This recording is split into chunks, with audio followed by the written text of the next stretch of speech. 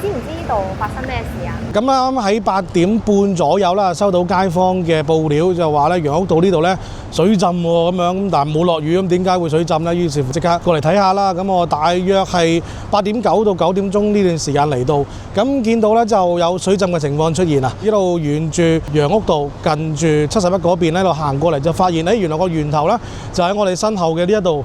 楊屋道近住油站出邊呢一個位置啊，咁係鹹水嚟嘅。而家咧，大家見到水務署咧已經係閂咗相關嘅水掣㗎啦。咁所以咧，見到咧嗰啲水浸嘅位置已經係退卻咗。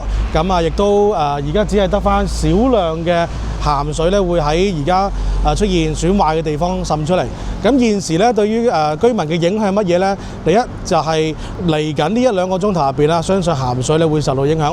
雖然而家爆咗鹹水啦，咁但係咧即係各個大廈自己嘅水箱都有一定嘅儲水量，咁所以未必會即時受到影響嘅，係啦。咁啊，第二咧就係若果你係揸車嘅話就要留意啦，因為而家楊屋道若果係往呢一個如心方向咧，得返一條行車線可以行到；而若果你係想由楊屋道往呢一個德士古道嘅話咧，2條行車線咧都係封閉咗嘅。咁我相信都會封閉一段幾長嘅時間。若果大家見到而家現場嗰個環境咧，個路面嘅損毀情況個範圍咧都幾大嘅，所以咧我相信要圍封呢一橛嘅道路咧都要幾長嘅時間。實際具體要幾耐呢？今晚較埋一掂，聽朝會唔會返工時間受到影響呢？就真係要等到工程人員咧嚟到打開咗個地面啦，見到受損嘅範圍咧到底有幾嚴重有幾大，咁先至可以確實咁答到大家嘅。咁但係起碼而家答到大家就係鹹水受影響，食水冇受影響。